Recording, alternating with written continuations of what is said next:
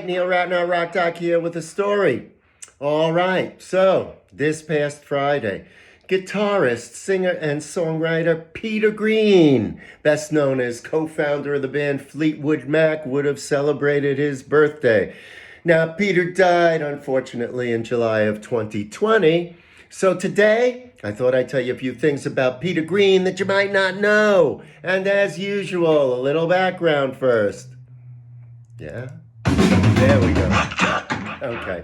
So Peter was brought up in London and started playing the guitar after his brother showed him a few chords. And by the age of 11, Green was teaching himself. Now, Peter was influenced and copied guitarist Hank Marvin from the group The Shadows. I posted about Hank Marvin, I think it was his birthday, maybe this past week, an incredibly big influence on most all of the great guitar players that came out of England at that time. The great late Hank Marvin. So Peter Green was another disciple of Hank Marvin. And by the time Green was 15, he was playing professionally, and eventually he joined Peter Barden's band, and that's where he met his future bandmate, Mick Fleetwood. Now, Green's big break came while in Barden's band, when he had the opportunity to fill in for Eric Clapton in John Mayall and the Blues Breakers, which led to a permanent position when Clapton left a short time later. Now, Peter is known for being interested in expressing emotions in his songs, rather than showing off how fast he could play. Very emotive type guitar player.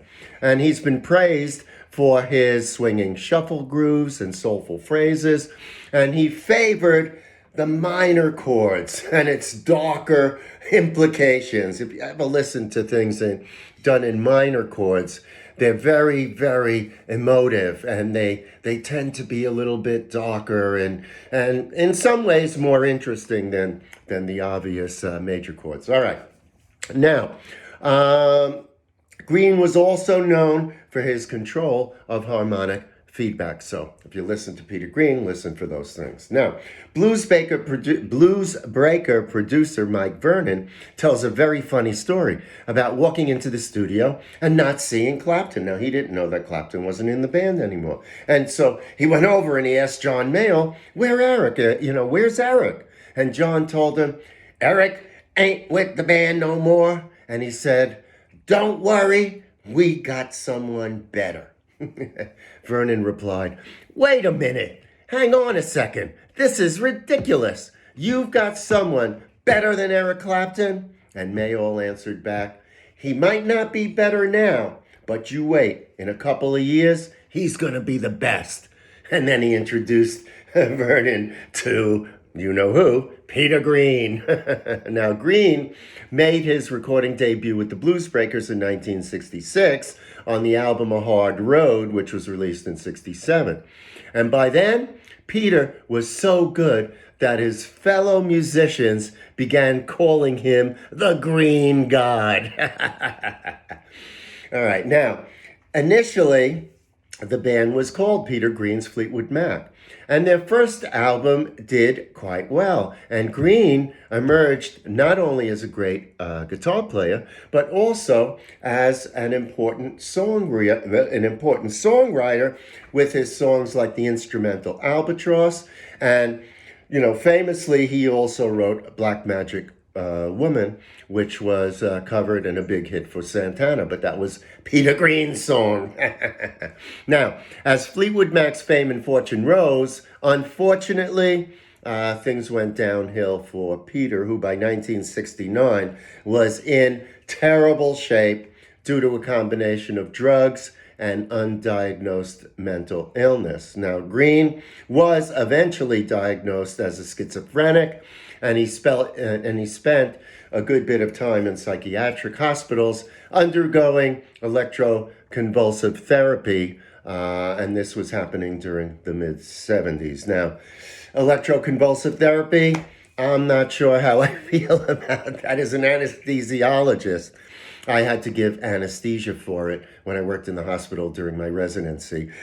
And, I understand the concept of shaking up the brain and resetting all of the neurological pathways, but I'm not sure. At any rate, Green apparently got better from it.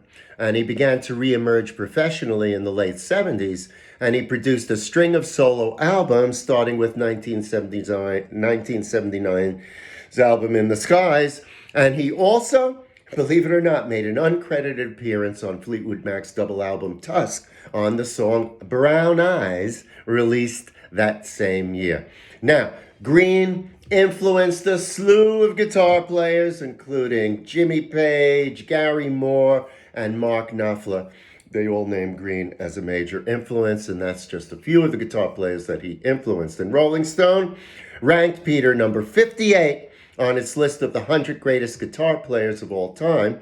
And Peter was inducted into the Rock and Roll Hall of Fame in 1998 as the co-founder of the band Fleetwood Mac. All right, the late, great Peter Green. If you're not familiar with him, there's stuff on YouTube. Listen to Albatross. I posted something on Friday. I think it was a song called Fool for Me. The late, great Peter Green, terrific guitar player. All right, that's my story for today. I hope you enjoyed it. I will have more stories as we go through the week and into next weekend. What else can I tell you? You know where to find me around the internet. And as I always like to say, always remember to keep on rocking. All right. I'll see you somewhere real soon. Bye for now.